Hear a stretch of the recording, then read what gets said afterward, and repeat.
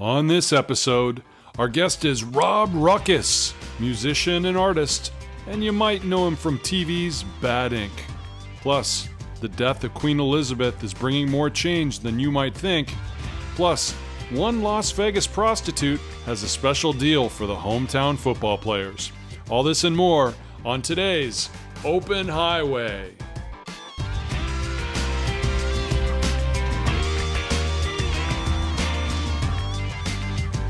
The Open Highway with Eric Erickson.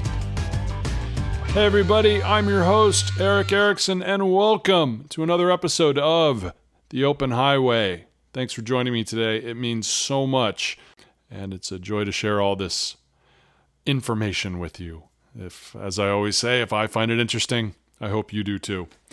So before I get into everything, my guest today is an amazing guest. You may know him from TV's Bad Ink, but that is just part of what Rob Ruckus has done.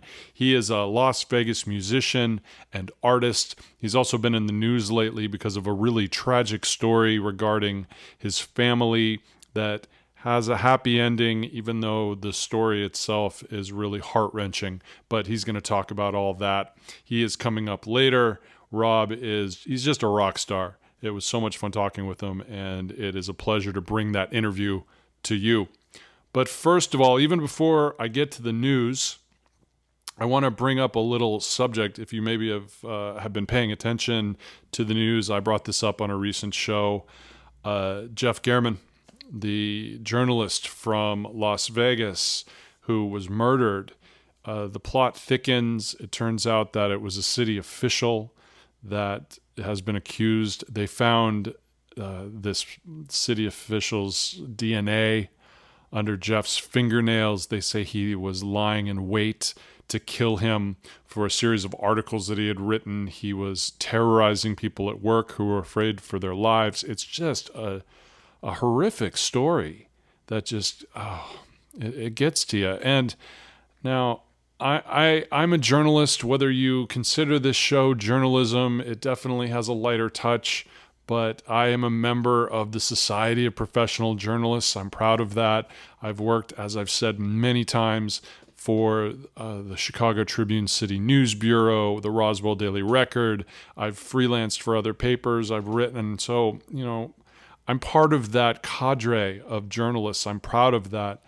And the fact that one of them was murdered for doing their job it's tragic. It really is. And I want to bring it to the forefront, the work that the journalists in Las Vegas are doing to help bring this official to justice, the reporting they're doing. SPJ has come out and they're helping.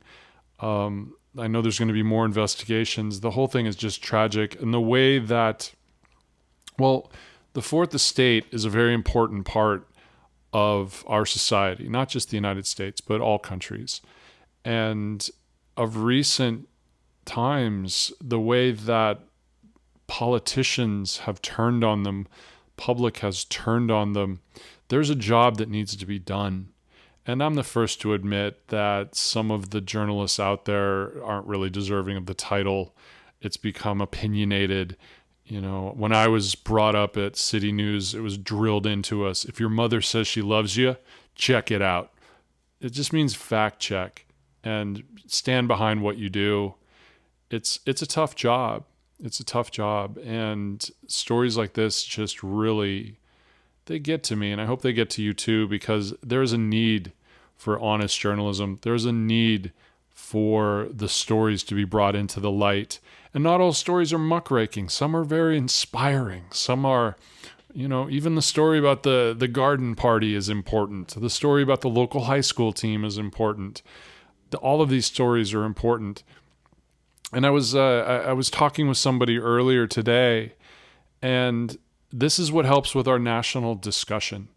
We don't always have those anymore. We have national arguments. And part of the reason we have those arguments is we get so entrenched in what we think is true because of where our information comes from. So we can't even have that discussion because we're not coming to the table with the same information. We're the lingua franca.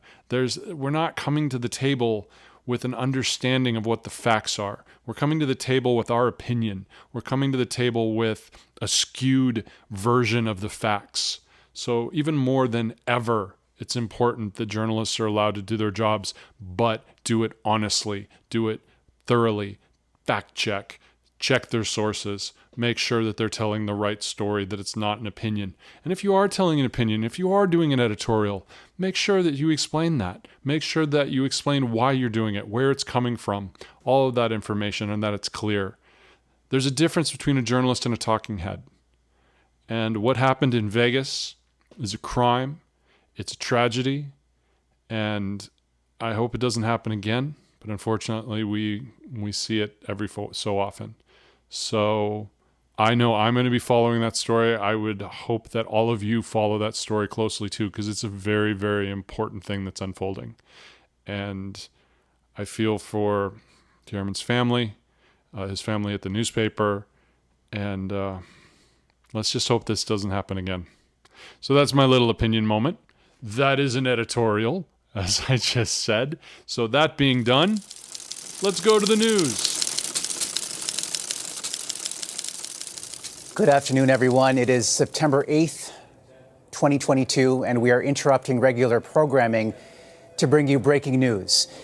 It is with deep sadness that Buckingham Palace has announced Her Majesty Queen Elizabeth II, the longest reigning monarch in Commonwealth history, has died. A few moments ago, Buckingham Palace announced the death of Her Majesty Queen Elizabeth II. The world is mourning Queen Elizabeth II, who died this afternoon at the age of 96, surrounded by family at her summer home in Scotland. The Queen has passed away. The Queen died peacefully, the royal family says, at Balmoral this afternoon.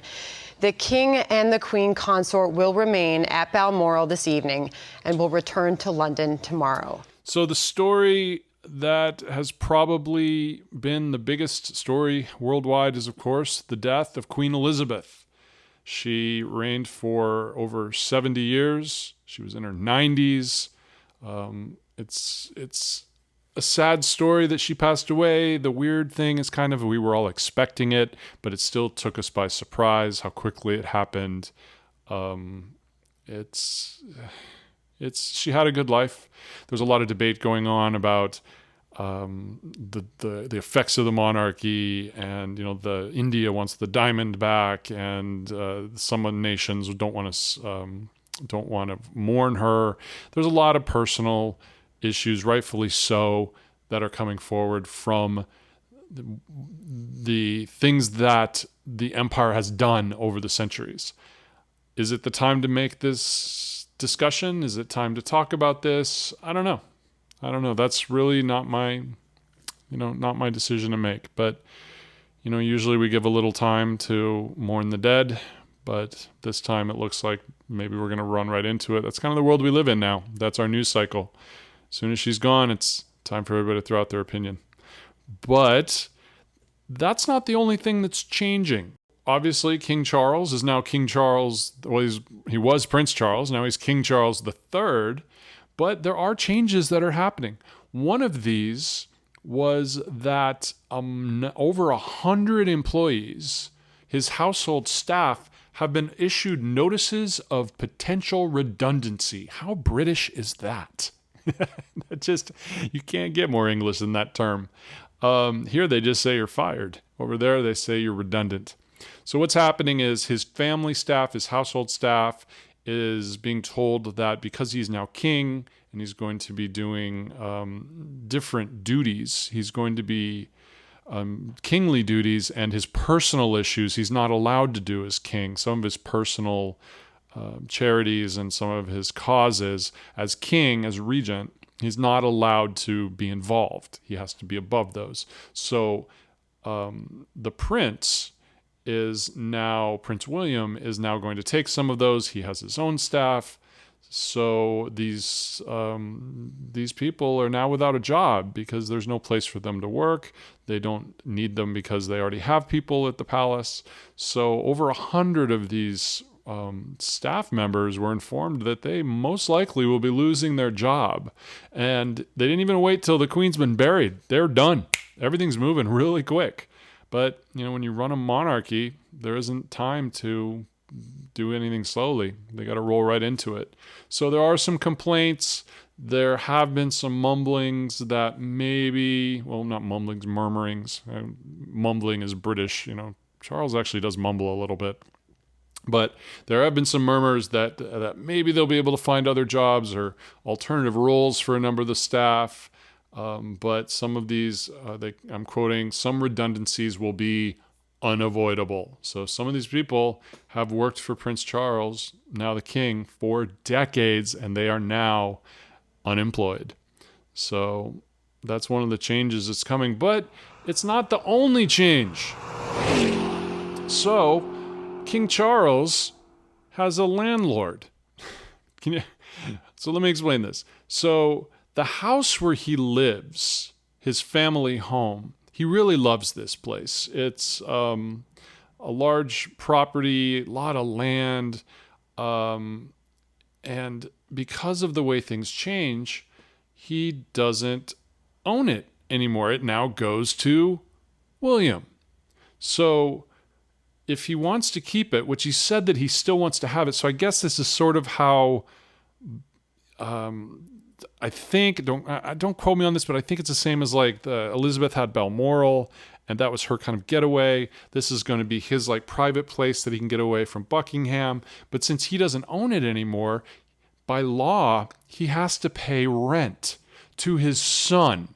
So he has to pay £700,000 in order to keep this place because legally he doesn't own it. So he's now his son's tenant.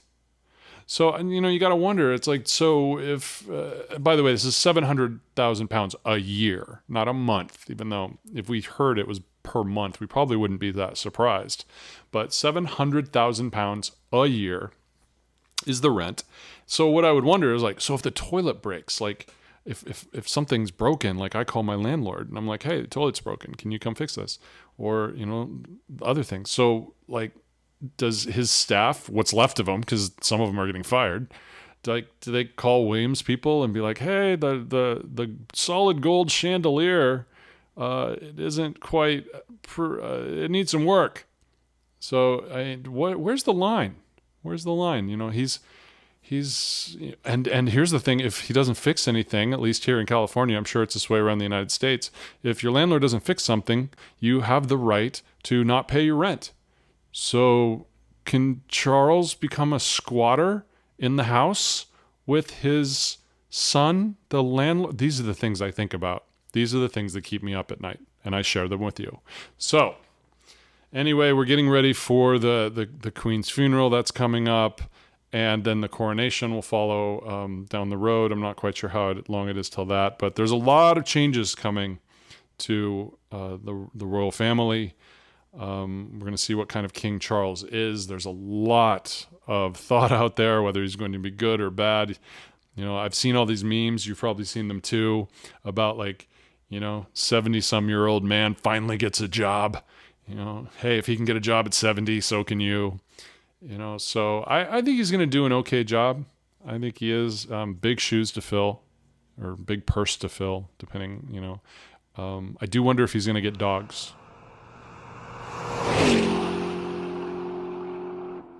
Oh, let's go to Vegas.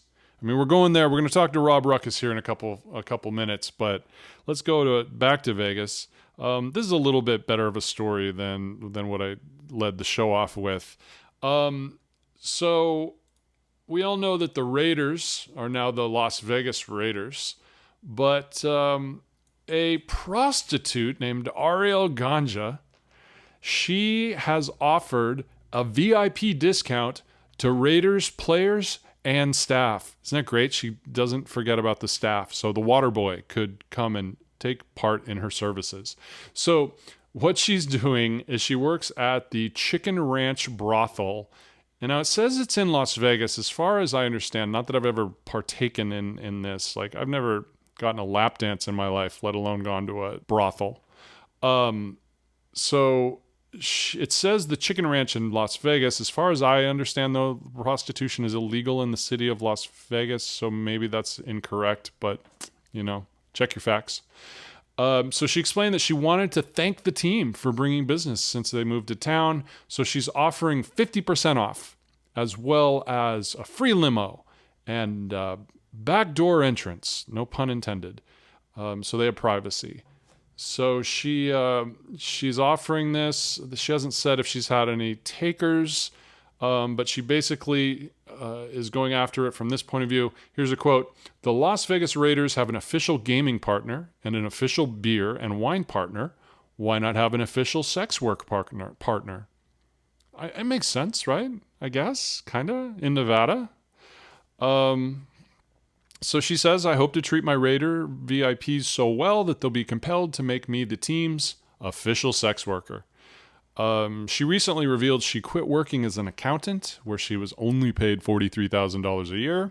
Apparently, she's doing much better at this. Yes, indeed. She's making $300,000 a year as a sex worker, and she wants to double that. And she's hoping that the Raiders can help her do that. Now, one of my questions here is it just going to be the Raiders? Because the XFL has a team in Las Vegas coming up too. So is this going to be just for the NFL? Is she going to do an XFL deal? Will it be not quite as good of a deal because the XFL hasn't proven itself? You know, Dwayne Johnson's out there. He's pushing this. They might get as many fans coming in as the Raiders. Plus, what about the Knights? What about the Golden Knights? What about the hockey team? Like, don't cut off your nose to spite your face. You know what I'm saying? So we'll keep an eye on this and see if she decides to diversify her VIP clientele. Maybe we'll talk to Ruckus and see if he hears anything about it. But yeah, that's the news. This episode is brought to you by Our Weird World. Every week, I, John Henson, dive into weird, crazy, and forgotten stories from the history books that you have probably never heard before. I try to put some humor into it, or maybe I just come off sounding like a dick. That's really up for you to decide. But join me every Monday. Subscribe everywhere that you get your podcasts. So my guest today, you may know him from the TV show Bad Ink, but Rob Ruckus is so much more than that show. He is a musician. He's in a number of bands, the Souvenirs. He's in a couple punk bands. He's been playing forever. He's well known in Las Vegas circles. He's an artist. He makes these really amazing T-shirts. He's just a cool dude. He's been in the news recently because his grandmother was the victim of a homicide a while back, and it's just an incredibly tragic story of the man who killed her, how he was finally brought to justice, how long it took. We get into that a little bit. The interview was recorded a little while ago, and it was actually the day after the conviction. They're still in the midst of the sentencing phase, but you may hear us talk about that a little bit. But this is one of my favorite interviews I've done. Rob is a great guy, and I'm really, really excited to bring this to you. Everyone, Rob Ruckus. Dude, there's so many places to start, but I'm going to start with the T-shirts. Because right now, one of my favorite shirts that you have is the Lake Mead shirt. Right. Where do you come up with the ideas for these? That was just like an automatic thing. It was on the news one night. You know, they found these bodies out at Lake Mead, and we all know, you know, if you're from Vegas, you know what goes on out there. They've been dumping bodies out there for hundreds of years, and you know, it was only a matter of time. So as soon as it happened, you know, actually I was talking with my friend Louie, and you know, he's like, man, you know, that would make a cool shirt, and I'm like, yeah. Well, what the fuck should I do? I was like, I'll just get an old barrel, and literally just kind of went on my phone, looked up barrel, found a picture of an old barrel, kind of aged it a bit with a whiteout. I do everything old school still. You know, I mean, I grew up, you know, punk rock. I grew up in Kinko's making flyers and album covers and stuff like that. So I'm still glue stick and white out and a Sharpie, you know, making my shit. God, I remember that because I grew up in Washington. So we, you know, was the same thing. It was the grunge movement, making those flyers, going to the Grange Hall, you know, the whole thing. We all had a friend that worked at Kinko's. Oh yeah. Do you silk screen them yourself though, don't you? Or you did at one point? Yeah. So like 20 years ago or so, I wanted to make some shirts for my band at the time, the Vermin. Mm-hmm. And I went to this friend of mine and I'm like, hey bro, you know, I want to print these up. And he's like, how about I just sell you the press for $200?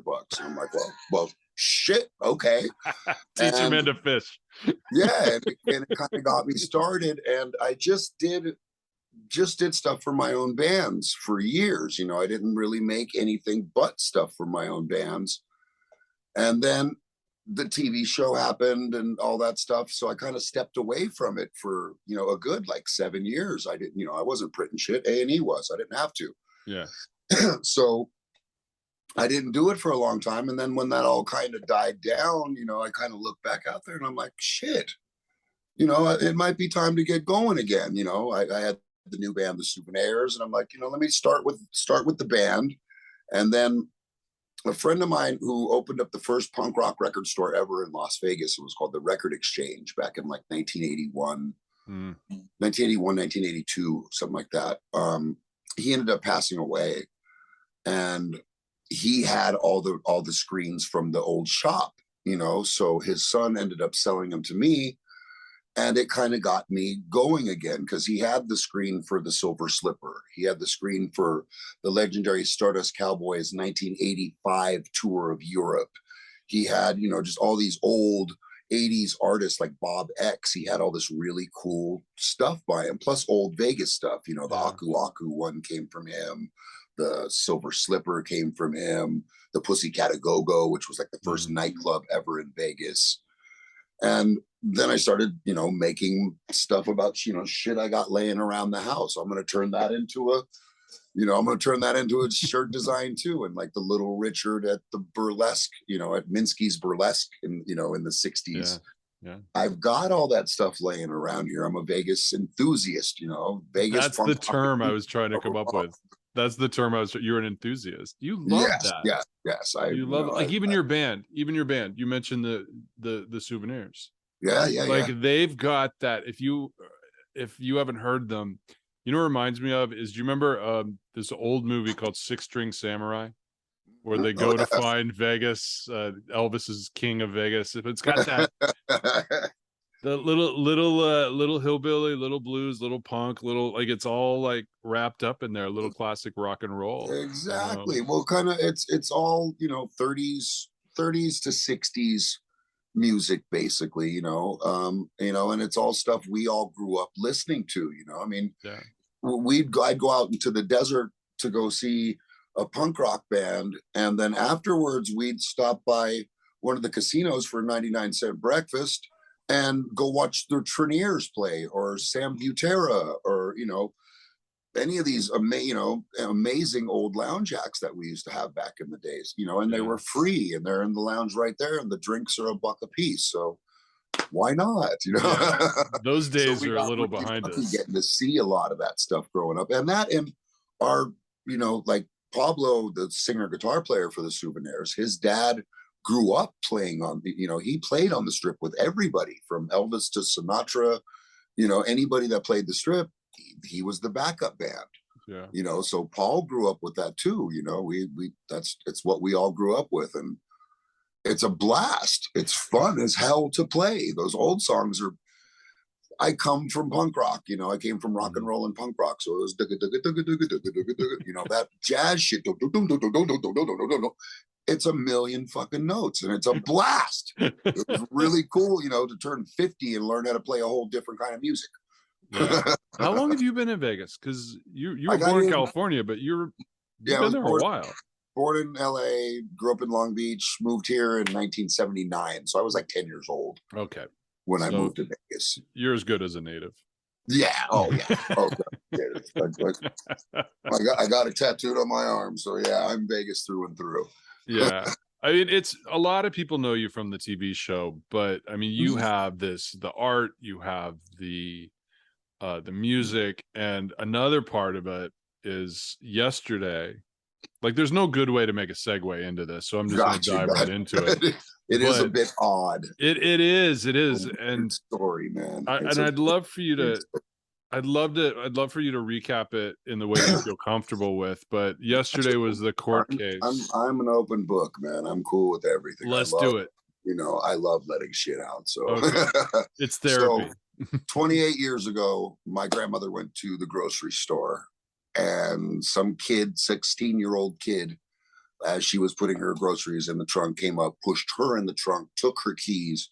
This is in the middle of Las Vegas summer. It's 111 degrees that day.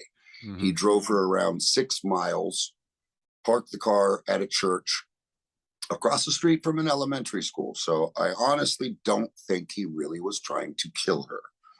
But either way, he parked the car, left the lights on, and walked home because it was hot out. He didn't feel like walking all the way. So he stole a car, shoved the lady in a trunk, drove her to her, and left it there.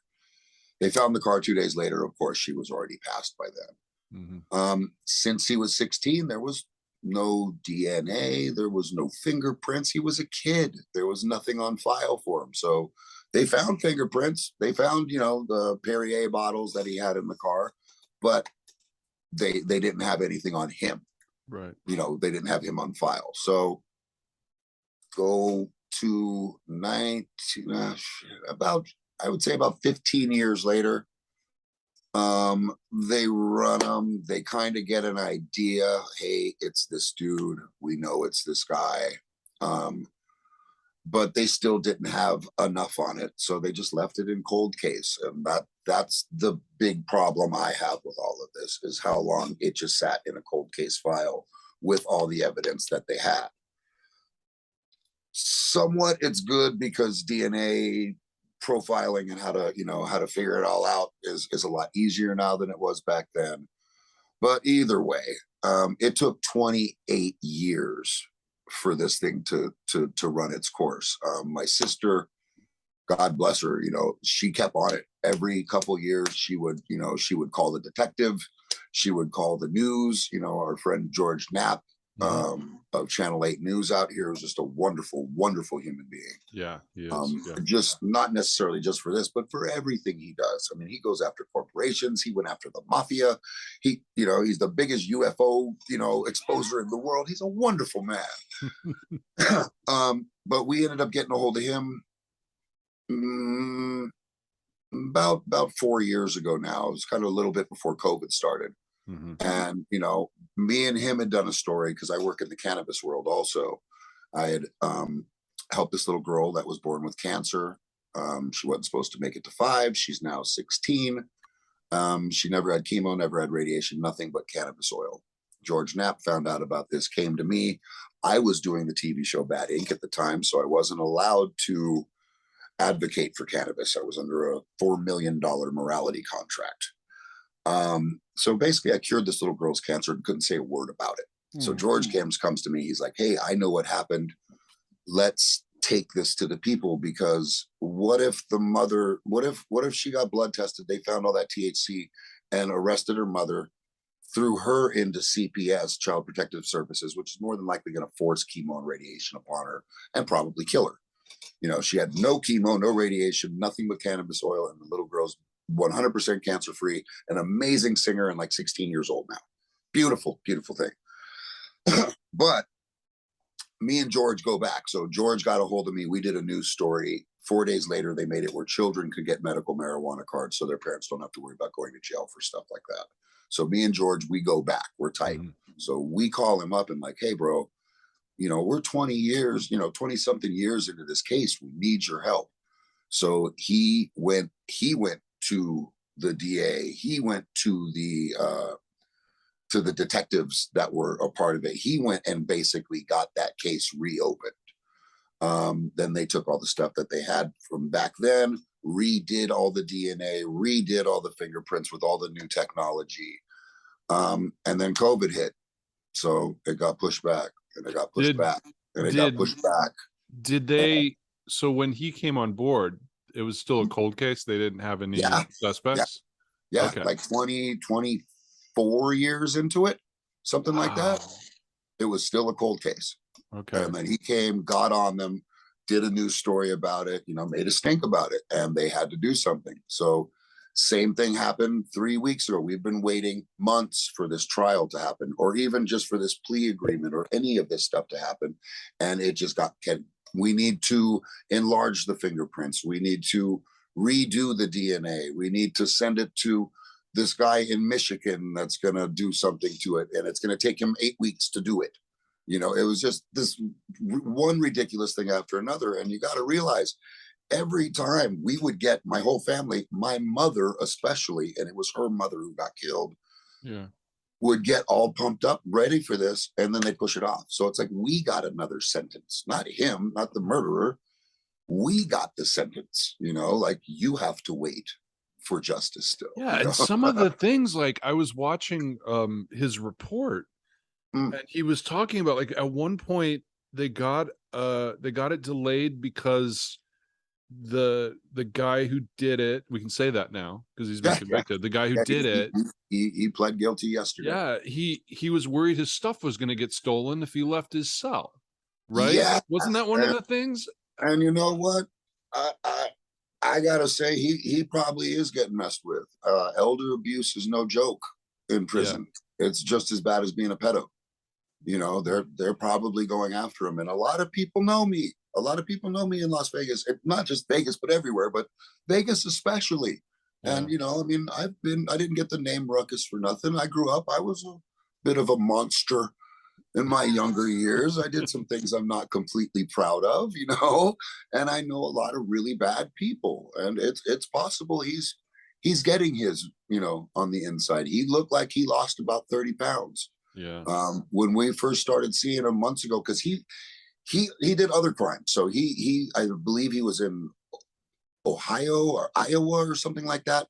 And he went into a restaurant and got all the employees and the patrons of the restaurant, locked them in the cold freezer. So it was a kidnapping robbery charge that he's in for right now. That's why he's in jail. That's why his fingerprints popped up and DNA popped up when he went to prison on this one. That's why everything popped up back up. My sister found out about that, and then that's when she went to George Knapp. Was like, dude, they know who this guy is. They know what he did. His DNA and fingerprints just popped up again. Can you please help us? Yeah. So he's in for these other crimes right now. So what was the sentence yesterday? What was the sentence yesterday?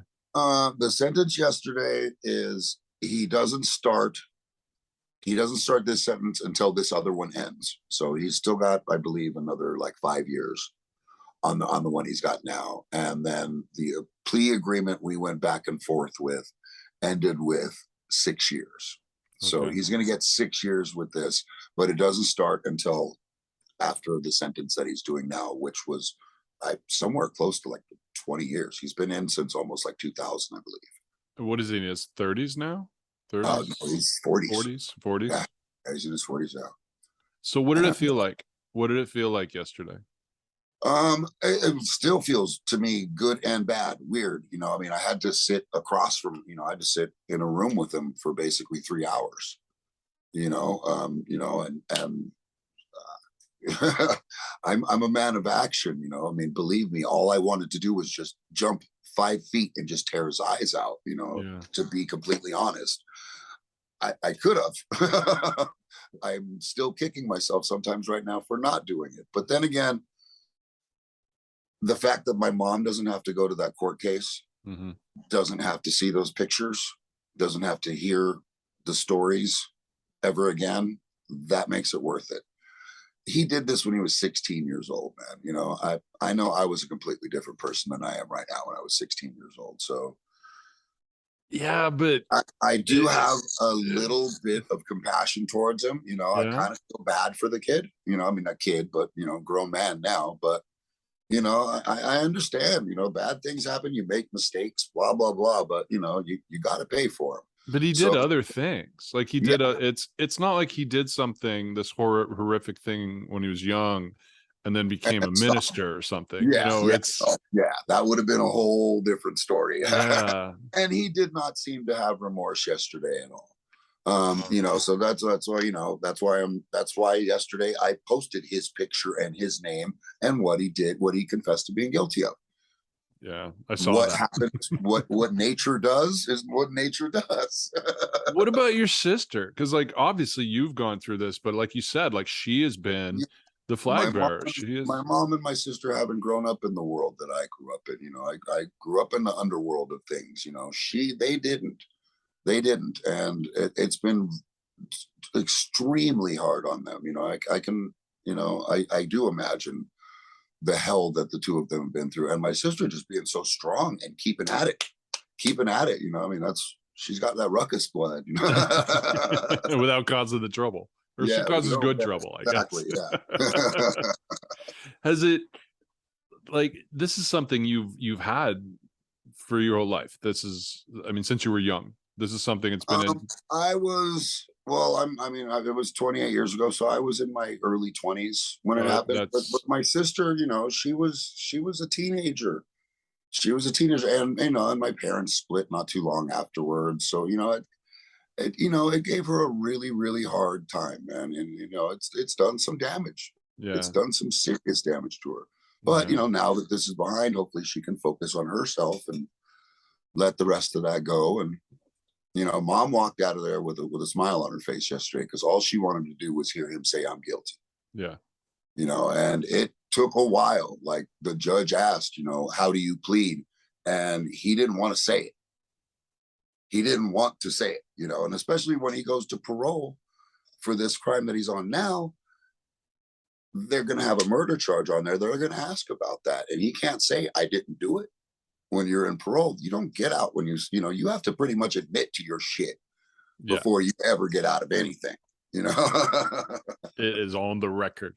Yes. Yeah. And record. So that's why he didn't want to admit to it, but they made him do it, and he did it, and they'll have to do it again at the sentencing in 45 days. So it's not completely over. We still got to go back in 45 days for the actual sentencing, but that's when also we get to say our piece. So what's it been like? What has Vegas been like for this? Because Vegas is, I know they say Reno is the biggest little city in the world, but I would argue sometimes that Vegas is the biggest little city in the world, because it's a community. It really is, especially once you get away from the glitz. That was even part of it yesterday. So we're sitting there in court, my mom, my sister, my brother, and one of the other attorneys for the case, like 2 before ours, comes over and like daps up my brother, like, "Hey, what's up, Jim? How you doing, bro? Good to see you." Like, they were good friends. So in between the conversations about what we're going to do with the plea bargain, I start talking with our attorney on our side, and he's like, "What do you do for a living?" I was like, "I work at a dispensary. I sell weed." He's like, "Oh, really? My brother-in-law does that. Which one are you at?" And I'm like, "I'm over here on Sahara in Maryland." He's like, "Oh, well, do you know so-and-so?" And I'm like, "Yeah, I taught the guy how to do it." So it's it is a very small city, man. And like I said, the support has been astronomical. Having George Knapp, just friends, the responses I've gotten, since those posts yesterday that they've gotten, that they got him, and then he got a guilty, was just been astronomical, man. It's amazing. Warms my heart. Do you use your music or your art as a release for any of that? Oh, of course. Yes. How does it come out? Tell me about that. I want to hear that. Like, how does it come out? Music's an emotional thing. I play with every fiber of my being when I do it. It's something like I said, I come from punk rock. Punk rock isn't necessarily a style of music. It's a form of self-expression, of putting everything you have into something, and letting everything else go for that, 3.5 minutes of that song. Forget the rest of the world, man. Dig into what you're doing. Yeah. And that's really that's been my saving grace through all of this, through my whole life, through all the trials and tribulations I've been through, music has always been the one thing I've always come back to. Is it Oh, hard for you? even when we did the TV show, you know, we weren't playing because we were filming every day. So we weren't really doing gigs. When the show ended, it was like both of us, you know, I mean, we don't play together anymore, but at the time we're both like, dude, let's just play like a gig tomorrow just because, just to play, you know, just to get it out. You know, it's like, yes, let's do that. The day my dad died, I played a show, and it was one of the best gigs I've ever played in my life. You know, I mean, I let it out, howled. Because you are a quiet person. You keep everything inside. Yeah, to an extent. I might have a name like Ruckus, but yeah, I'm a pretty private person. What? Yeah, like, well, let me ask you about that, because do you feel that you get compartmentalized sometimes? Because, you know, there was the show, and I live in LA. I've worked in the entertainment industry. I understand how much is real, how much is fake, how much is scripted. You know, don't believe what you see. Yes. And I know you've talked about from time to time, what went down on the show wasn't what you see, and it definitely, there were other effects of it, and it changed your life in good ways and bad ways. Yeah. Do you feel sometimes like do people still walk up to you on the street and be like, oh, I have a bad tattoo, help me? All the time. Yeah, all the time. Dude, check this out, man. Look at this. Look at, you know, everywhere I go in the country still. Yeah. And then, you know, I work at a dispensary in Las Vegas, you know, the tourist capital of the world. So yeah, people come here. Honestly, to God, there was a guy who got a hold of me on Instagram a few days ago from Montana. Hey, we're coming to Vegas. Can we come by and see you? I also want to buy one of those Lake Mead shirts in a 4X. So I made him a 4X last night, and he came by the dispensary today. But it's not a bad thing, though. You seem very optimistic, very positive. It's a wonderful thing. It's great. It's a great icebreaker to get to talk to people, and for people to come up and talk to me that don't know me. It's like, you know, that's that guy. I've seen him before. You know, hey, are you the dude? Yeah, I'm the dude. What's up with you? What do you do? Where are you from? Tell me your story. They stopping you on the street? Like, are they still just? Are you? Yeah. Oh my God. Yeah. Oh yeah, because it's still on like Hulu and all the Netflix or whatever. You know, I don't know what it's on, but it's on a lot. It's on a bunch of networks still. Yeah, it still plays all over the world. It's amazing, isn't it? It was literally, I think it was in 16 different languages. So did you ever think? I get people from Germany, from Australia, from Japan, Colombia, Brazil and Colombia especially loved us. Did you ever have any idea? Did you ever have any no pun intended, any inkling that it might, like, no. You just thought this would be fun? Not at all. No, we had no idea what was going to happen. I mean, literally the first few times the network called, or the production company called Dirk's shop, he hung up on him. Like, hey, we're calling, we want to do a tattoo show about click. He just kept hanging up on him. And finally they showed up and they're like, dude, look, this is for real. Like, this is real deal network shit. Let us fly you to New York. We'll put you up in any hotel you want and have a meeting with you. And he's like, oh shit, this isn't some jackass with a video camera trying to do something. This is the real deal. Yeah. And he started it. And I had nothing to do with it other than I was in a band with him for 20 years. We were great friends at the time. And I wanted to go down and watch. You know, so I went down to go watch it happen. And we were in a band that was a comedy act and a punk rock band. We talked more shit. We would literally go 40 minutes in between a song just talking shit to the audience, to ourselves, about the band before us, about the band after us, anything. Nothing was off. You know, nothing was off limits. Nothing. The Martin and Lewis of punk rock. Yes. So we had this great repertoire going back and forth, and while they're filming, we're still hitting these little quips, and they're like, sign him right now, we need him. So I ended up getting brought on the show, even though I've never done a tattoo in my life. Was it do as I say, not as I do? Exactly. But you know, I've acted in a lot of movies. I wasn't a cowboy. I wasn't around when Fear and Loathing was written, but I was in that film too, you know. So it's just another one of your adventures. It was it was a gig. It was an acting gig for a TV show. That's the way I look at it. I'm an entertainer. You know, I play music, I write, I do I do, lectures like for cannabis and stuff like that. I'll do anything. I'm a ham.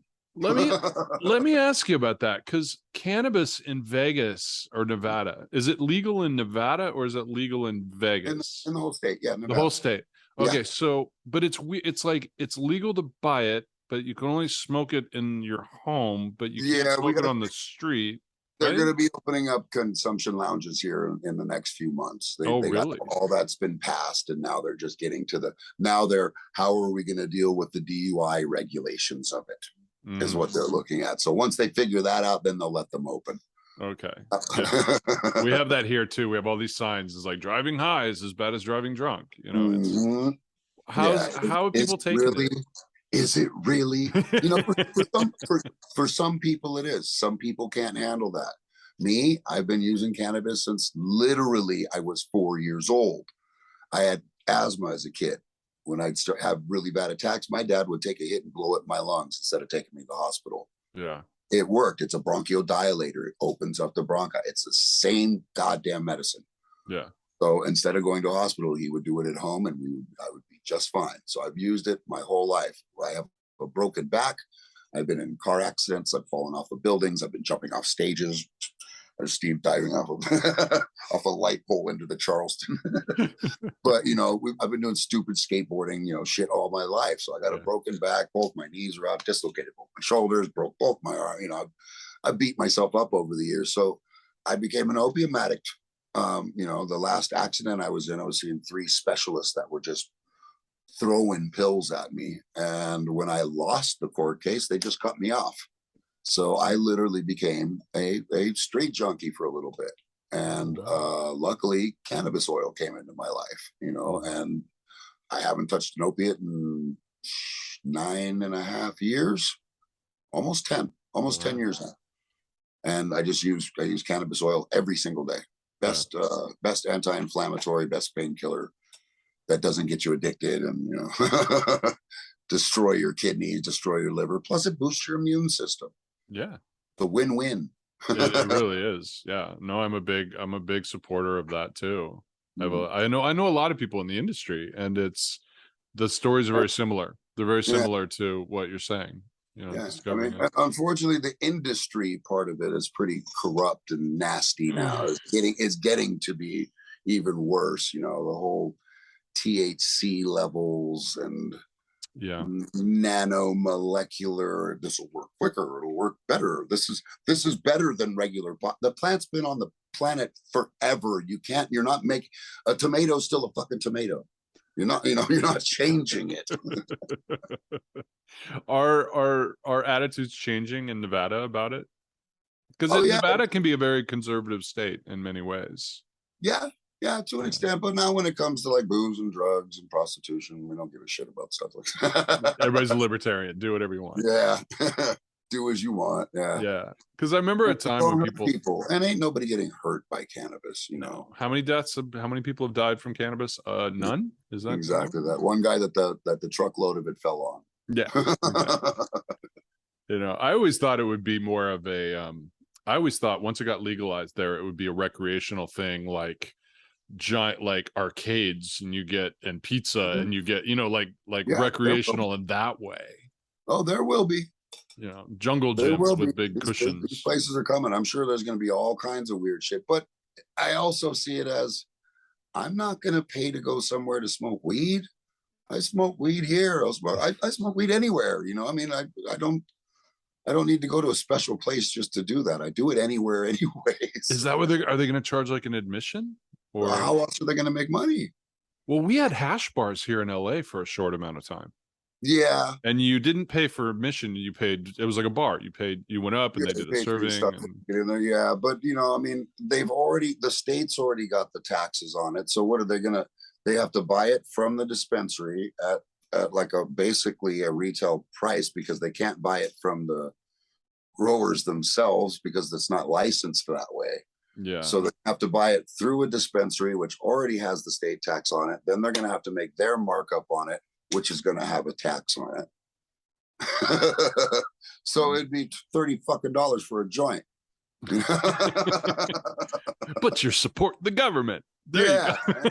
Nobody's gonna do that. But there'll be places that have, that are connected to, that are owned by a dispensary. Like, Planet 13 has one right inside their place. Nuwu, on the Indian reservation, they've since they're on the reservation, they've skirted all Nevada law all the way around anyways. So they've had one opened for damn near 3 years now. There has been there's a place you can go and smoke right now at Nuwu. There's a tasting room. You can go buy the stuff right there, buy a bong hit. You can buy a dab, you can buy edibles and just use them right then and there. They do have one, but there's only one. Right. And that's because it's on an Indian reservation. Do you think the bigger, like the casinos and some of the properties will ever get into it and actually you don't think they ever will? Is it a gaming license issue or is it gaming? Yeah, gaming license, federal, dealing with federal, Can you imagine like you go into the Luxor and it's like Nefertiti's smoking room, it just that would be nice, but I don't see it happening anytime soon. And especially until the Fed thing passes, at least. Yeah, if that ever happens. Yeah, and I'm not looking forward to that. How are they treating? Just gonna means it's gonna be McWeed. It's gonna be Walmart weed. All these horrible. Monsanto has already bought almost every lighting and every nutrient company in the fucking world. Yeah. I mean, they're already in place. They're not, they're not waiting. People are going to go back to growing it in their closets again, just because they don't want to have the I look at it the same way as craft beer. Like people growing, people growing at home and the people that make their own craft beers. I like that. That's a good way of looking at it. There'll be specialties, Yeah. But for the most part, no, it's just going corporate as hell. They don't care about people, they care about profits. Yeah, that's very true. Are you a marijuana connoisseur? Like, do you go in like this is this kind of bud your eyes just got so big?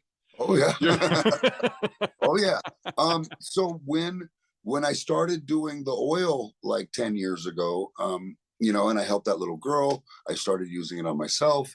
I started using it on other members of my family and seeing the results from it.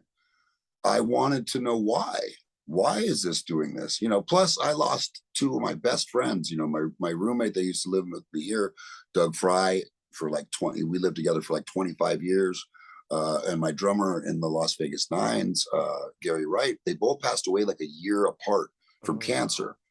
So the whole time I'm shooting the, bad ink and stuff and before, I'm just studying my ass off on how can I get my friends to quit dying?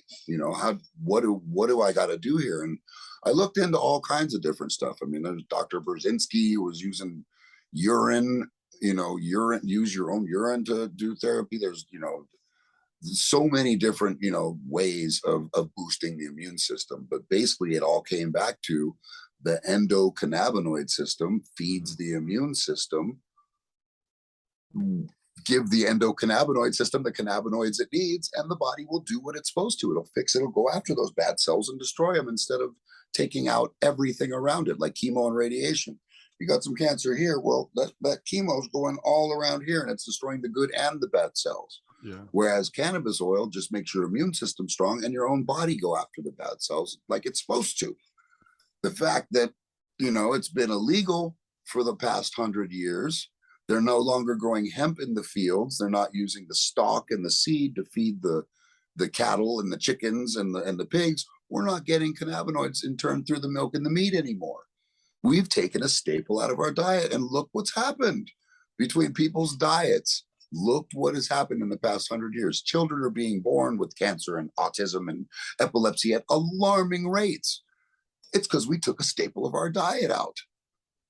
Put it back and the body does what it's supposed to do. So wait, let me track for a second. So when you were doing the show, you had mentioned that you were under the morality clause, this $4 million morality clause.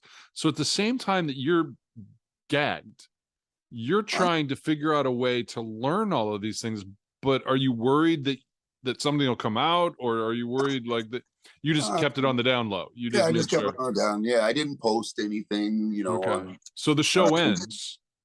The show ends and like, are you like, yes, now I can like The day that contract was up, the day it was up, I started doing RSO posts as often as possible. Oh, it just exploded. All of this Which was cool because I had all the fans from the TV show now. You know, I had a Facebook page with 50,000 people that I could get this information to. Yeah. And I still get messages every single day from people all over the world like, dude, thank you. You know, you changed, you showed me a completely different way, or, you know, it gave my mom an extra year. Mm-hmm. You know, they told her she would be dead in a month. She lived a whole nother year. You know, I have a million stories like that. It's ridiculous, man. At one point, a family flew over here from Russia to get oil from us, and it was a kid that was having like, God. What was it called? It was a form of epilepsy where she was having like hundreds of seizures a day. Hundreds. Wow. I mean, it was crazy. Like 5-minute grand moles, like on constantly throughout the day. This family brought her over from Russia. When they came to us, they were gray. There was no life in there was no light in their eyes. There was no life in their face. They were gray. We gave them the oil. They came back 2 weeks later, pink, just beaming, because not only were they worried about the kid, and not only did somebody had to be up with that child 24 hours a day, 24 hours a day, because those seizures would happen in the middle of the night too. Yeah. You know, and they'd have to put something in her mouth to stop her from eating her tongue and swallowing her tongue or something. It was this horror. But, you know, they came to us, they started doing it, and I still get messages every now and again, you know, just thank you. Do you? So I find that interesting because, like, the show gave you good things and bad things. Yeah, and it amplified good things and bad things. There wasn't that much bad for me, right? You know, for me there wasn't too much bad about it. I enjoyed all of it. You know, Dirk, on the other hand, and I completely understand it, you know, had people coming into his business that he built with his, you know, his hard work and his art. Every day he worked his ass off, and he's great at what he does. He had people coming in every single day asking for me. Oh. Where's Ruckus? Where's Ruckus? Every fucking day. So honestly, we don't speak. I haven't spoke to him in like 7 years. We were the best of friends, but he doesn't want anything to do with me anymore. And you know, it sucks. You know, I'm not happy about it, but I get it. I get where that must have drove him fucking nuts. Yeah. Yeah. Do you shit? But you know, either way, I get it. But I mean, people change, times change. Who knows? Exactly. Who knows? Exactly. And you know, gave both of us time to grow and do other things. You know, maybe someday we'll come back together. Who knows? Yeah. Better and stronger. You are the most optimistic person I've met in a long time. To an extent, believe me, it's not always optimistic, but you know, it's been a good week. You know, I just got 28 years of fucking shit off my shoulder. Yeah. You know, last night. So yeah, I feel good about it, you know. And why not? Why feel shitty about things all the time? It doesn't change them. My good friend Jack Grisham from TSOL always says, you know, have a good day because it's your choice. I'm going to have a good day because it's my choice. And it is, man. You can get your arm hacked off, but you can still call it a good day if you want. I mean, it's up to you. This is therapy from Rob Ruckus right there. Exactly. Because my 50th birthday is on Friday. Right on. So I'm having that kind of like, it, man. I know. I'm like, proud. Wait, there's 2 more days. I got to get over the line. But you right know. On. So I mean, so there's that thing that goes with it. I mean, you're 52, right? Yeah. Did you hit midlife crisis? Did you have a moment you're kind of like, oh God, what am I going to do with my life? My whole life's been a midlife crisis. Surrounded by tikis and guitars. You make t-shirts. Dude, I've got 3 drum sets here. I don't even play drums. You are the definition of Arrested Development right there. I'm surrounded by cartoons and, you know, rubber chickens and I may have to do a screen grab and like post it. Be like, this is Rob's living room. Oh. So what's next? Like, are the souvenirs playing soon? Oh yeah, yeah. We play at least a couple times a month. Once at the Golden Tiki over in Chinatown, which is this great tiki bar. And then we also play at the Mob Museum downtown. Oh, really? It's literally the actual Mob Museum. Underneath it, if you go around the back, there's no sign, there's no nothing, but there's a little stairway that goes down, and then there's a black door with a little slot on it. Go knock on the door, somebody will open it up. What's the password? No, they'll close it back up. What was it again? They'll close it back. Now they'll mess with you a little bit. But then you let them in, and they got their own brewery down. Their own distillery down there, so they're making their own booze. You order a drink, and they'll put the cup with the ice on your table and walk away. And then a couple of minutes later, somebody will come and slide a book on your table, and you open up the book, and there's 2 flasks in there, and you pour that in your cup, and there's your drink. I love it. I heard that they were doing some of that. I didn't know. That's amazing. And all the bands that play down there are all doing like old jazz, kind of like with the same shit we're doing, old jazz standards and, Vegas music, old school Vegas stuff. Oh, that's I've been going to Vegas. I mean, it's like a second home at this point. This is what I tell people. And I've said this on the show. I say this in life. Everybody's like, oh, well, I don't like to gamble. I'm like, Vegas is an entire city. Get off the strip and get to know the people. And like, I've had more fun, dude. I go to the thrift stores in Vegas. Like, that's a blast. Like going to Savers on Charleston, man. I'm all over it. The seat behind me came from thrift stores. Yeah, and you and I know Jerry Misko. Jerry's a big vinyl guy, so he'll go and look for all the vinyl records and all the stores and everything. So I tell people, I'm like, check out the city. Look at that. We'll get you at the vinyl section. My God, dude, there's hundreds there. Oh, well, that's just the small part. back over there is the actual record store, basically. Getting the tour. Damn, so you got that. What's next on the t-shirt rack after I get my Lake Mead shirt? Shit, I'm catching up with everything, man. It's gotten pretty big pretty quick on me, so that Etsy store keeps me busy, between working the dispensary, playing in the band, printing the shirts, helping people with oil. I'm keeping busy, plus I'm writing and recording a new album with Self Abuse right now too. Oh, that's right, because you're in like 10 bands at the same time, right? Right now, just 2. Oh, just 2. Sorry. Yeah, right now just 2. One of the first punk rock bands ever in Las Vegas, and a jazz band.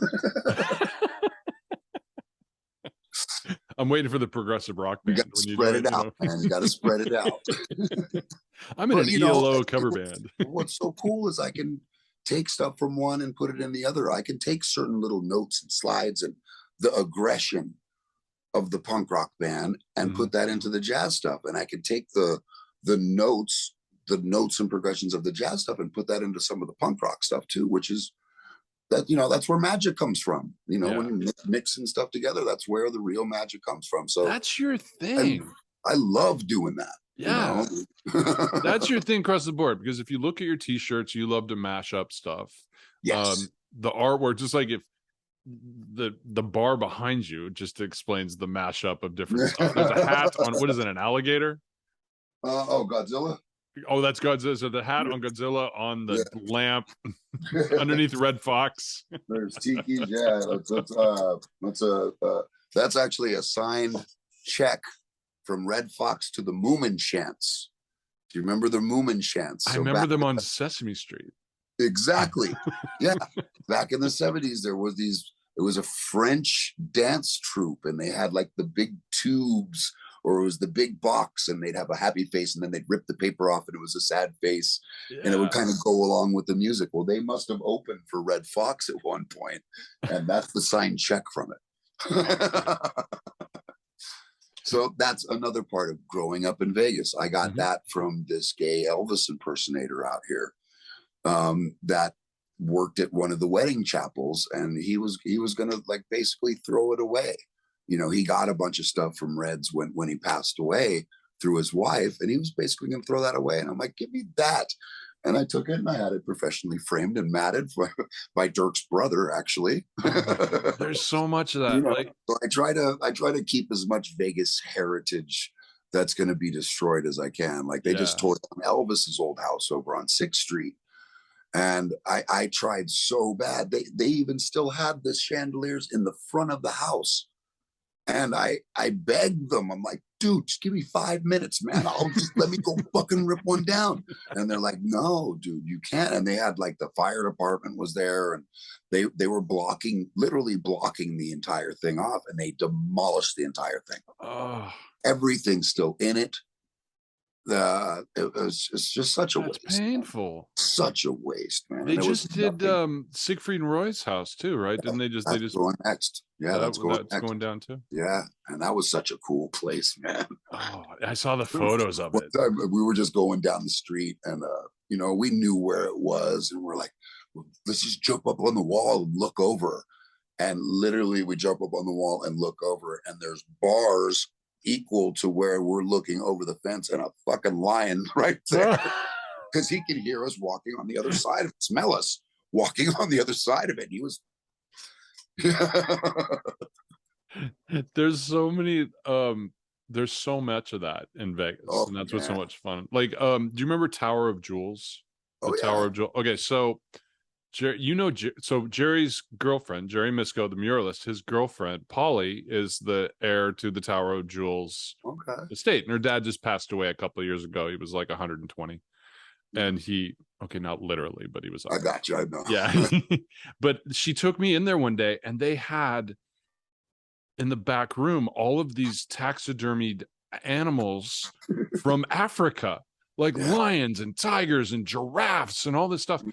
And they had been brought over through the years by people who came into Vegas and did all this stuff. And I'm looking around. She looks at me and she goes, "There's not a thing we can do with these. They can't sell them. They can't give them away because they're all, with all the laws have been passed." So there's, that's what I said. I'm like, there's got to be somewhere we can put these things. I don't know what happened to him after he passed away, but oh god, there's so many great like places hidden away in Vegas, all these little and you know, more than likely my friend Hagen's dad, there was a place out here called Thompson's Taxidermy, and my friend Hagen's dad owned it. He was a big game hunter, so they would go to Africa and go shoot fucking giraffes and shit and bring them back over here and stuff them, and they're now in museums, and you know, and his stuff was like world renowned. Yeah. I remember actually going there one time, and Hagen took me in this room, and he's like, "Hey man, you ever seen a skinned, decapitated Northern African lion?" And opens this door to this cooler, and there's like, the fuck? The way you put that, it's like, yeah, I see him every week. Why? What, do you got one? Yeah. Do you as a local, how is the city treating the locals nowadays? Because there had been a time when there's some of the places were a little bit like, we don't need you, it's more tourists, we don't care about the locals. Kind of goes back and forth. How's that going over there now? I mean, it depends where you go on the strip. Yeah, I'm sure they don't need us, and I don't need them. I don't go to the strip. I don't gamble. You know, I know what keeps the lights on out there, and it's not it's not people winning. I was growing up out here. Actually, I worked at a restaurant out in North Las Vegas years ago. I worked in the kitchen. It was a casino called the Opera House. And it was a little small rinky-dink casino out in Northtown. And I remember people coming and they would take their whole check and just throw it in these stupid ass machines, and then come over and like beg me, like, "Bro, can I get one of those big burgers so I can go home and cut it up into 4 pieces to feed my family?" Like, what the fuck did you just threw all your money away, and now you're coming over here begging me for shit? Oh. You know, and I was like, you know what? Gambling's not cool. I never got into it. That's the one vice. That's probably the only vice I never picked up was gambling. So as far as the strip, I don't need it. I don't go there. Yeah. Unless like some really, really great band is coming, or a friend of mine has come to town that, you know, is like, "Come see me at the Room."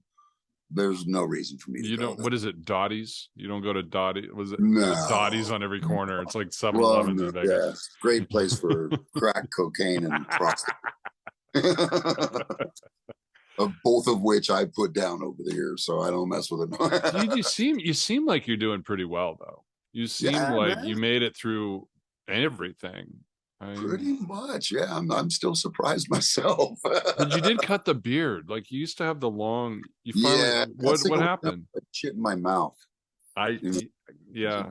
I got sick of just waking up, because I mean it was down about there. It was long, so I mean it was everywhere, and there's just managing, and everybody kept making fun of me for doing this constantly.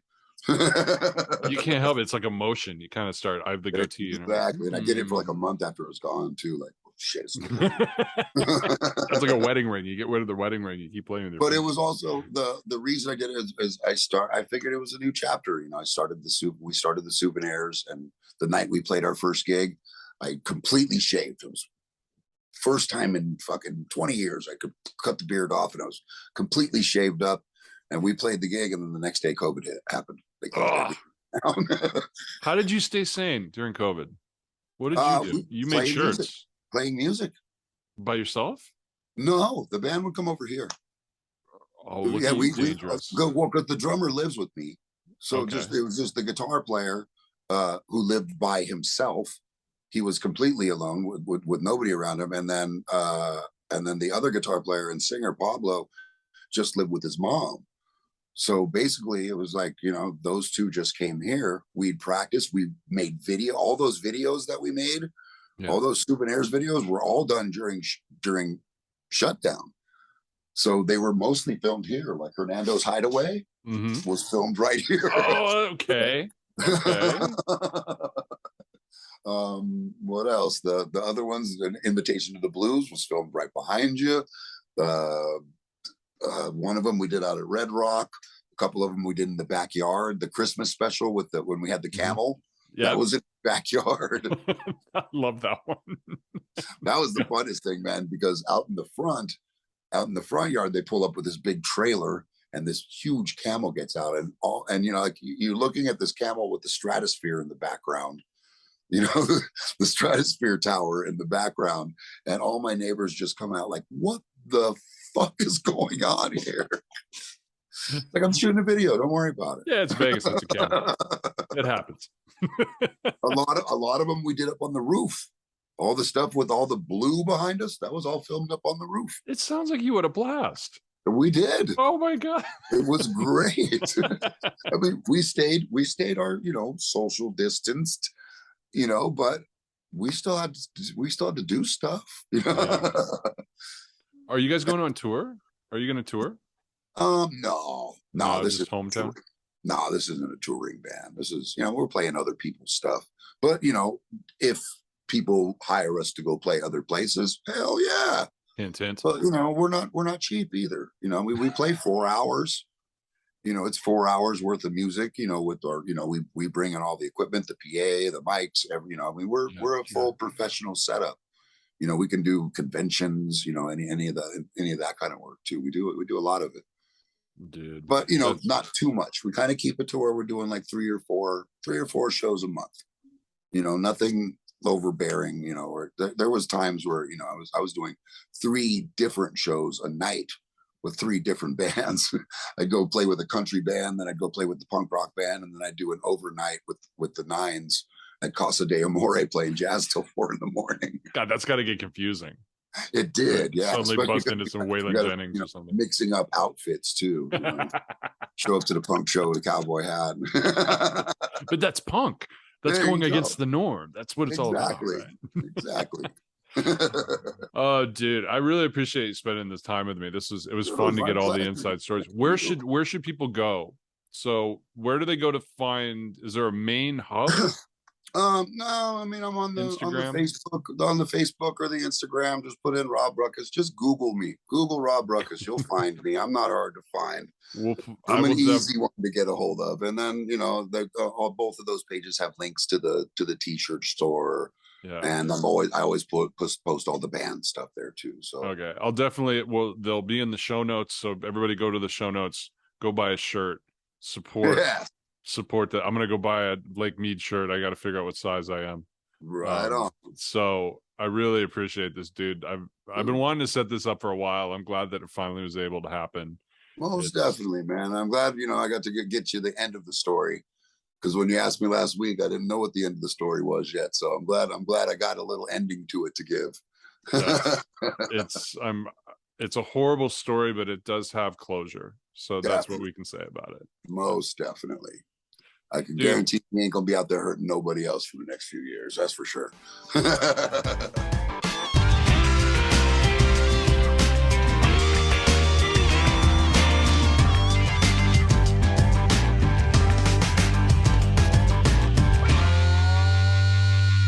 Support comes from the History's Train Wrecks podcast that focuses on stories like a temper tantrum that changed history, the president who promised not to run again and regretted it for the rest of his life, the World War II general who lost his pants on a secret mission in enemy territory. The History's Train Wrecks podcast, available now. Thanks for listening, everyone. Your support means everything. Please like, subscribe, comment, and share the show.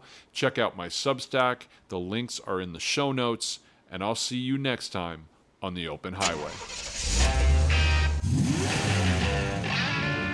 For the highways of America, which for so many years were an assortment of as many designs and pavements as there were states, are now becoming one big road that can take you anywhere faster, safer, and more directly than ever before. What is this big road? Where is it going? How much has been built? How much is yet to come? These are questions we ask. Certainly traveling the entire system would be a memorable experience, but few of us have the time for such a trip.